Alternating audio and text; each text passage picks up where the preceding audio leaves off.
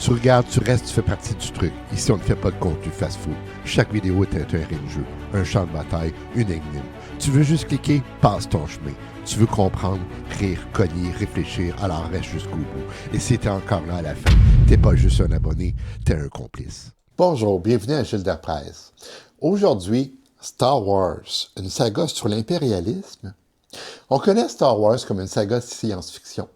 Des sabres laser, des batailles spatiales, des héros contre des méchants. Mais derrière le spectacle, il y a autre chose. Une histoire de pouvoir, d'empire, de domination. Une histoire qui ressemble étrangement à la nôtre. Ici, Star Wars n'était pas seulement une aventure galactique. Ici, c'était une allégorie de l'impérialisme, de la montée des dictatures et de la fragilité des démocraties.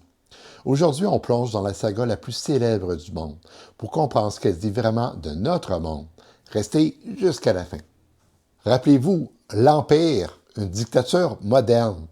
L'Empire galactique n'est pas une invention sortie de nulle part. George Lucas l'a dit lui-même. Il s'est inspiré de l'histoire réelle. L'Empire, c'est un mélange de l'Allemagne nazie, de l'Empire romain, des dictatures du 20e siècle, et même des États-Unis pendant la guerre du Vietnam. Et, j'oserais dire, l'Amérique de Trump, qui est en train de devenir une dictature. Les Stormtroopers rappellent les troupes d'élite fascistes. Les défilés militaires évoquent Nuremberg. La centralisation du pouvoir rappelle les régimes autoritaires modernes. Mais ce qui rend l'Empire fascinant, c'est qu'il ne représente pas comme un tyran. Il se présente comme un restaurateur de l'ordre. Comme toute dictature, l'Empire dit « Nous apportons la paix, nous apportons la stabilité, nous éliminons le chaos ». C'est exactement le langage des régimes impérialistes. La domination n'est jamais présentée comme une domination. Elle est présentée comme une nécessité. La République, elle, c'est une démocratie qui s'effondre. Star Wars n'est pas seulement une critique de l'impérialisme, c'est aussi une critique de la démocratie. La République galactique est un système politique immense, complexe, bureaucratique. Elle ressemble à une ONU galactique, des milliers de planètes, des intérêts divergents, des lobbies, des crises. Et comme dans notre monde, la démocratie ne tombe pas d'un coup. Elle s'effondre lentement, par fatigue, par corruption, par paralysie. Le Sénat discute pendant que les crises s'aggravent. Les politiciens se disputent pendant que les guerres éclatent. Les institutions deviennent incapables de répondre aux menaces. C'est dans ce vide qu'est né l'autoritarisme. Pas par la force, par la lassitude.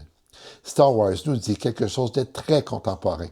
Les démocraties ne meurent pas sous les coups des tyrans. Elles meurent quand elles cessent de fonctionner. Palpatine, le stratège de l'impérialisme. Palpatine n'est pas un méchant classique. C'est un politicien, un stratège, un manipulateur. Il ne prend pas le pouvoir par la force, il prend le pouvoir par la loi.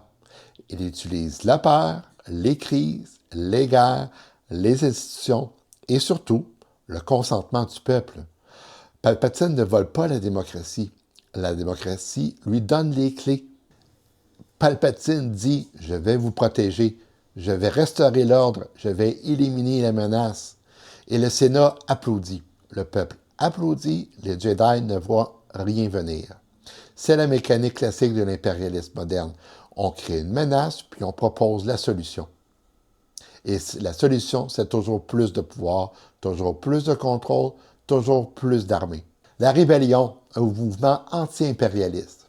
La rébellion n'est pas un groupe de héros, c'est un mouvement de résistance, un mouvement qui ressemble aux guérillas du 20e siècle.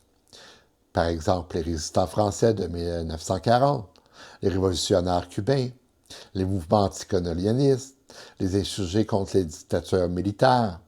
La rébellion n'a pas d'armée, elle n'a pas d'État, elle n'a pas de ressources. Elle a seulement des alliances fragiles, des cellules dispersées, des idéaux et une certitude, l'Empire ne tombera pas par les institutions. Star Wars montre quelque chose de rare dans la culture populaire, c'est-à-dire un empire peut être renversé, mais seulement par ceux qui l'oppriment. Star Wars, c'est l'impérialisme américain. George Lucas l'a dit, Star Wars est une critique de l'impérialisme américain. Les Ewoks contre l'Empire, c'est le Vietnam contre les États-Unis. La montée de Palpatine, c'est la montée des pouvoirs exécutifs modernes. Donald Trump, peut-être.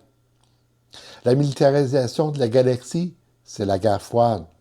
Star Wars n'est pas une saga sur le futur, c'est une saga sur le présent.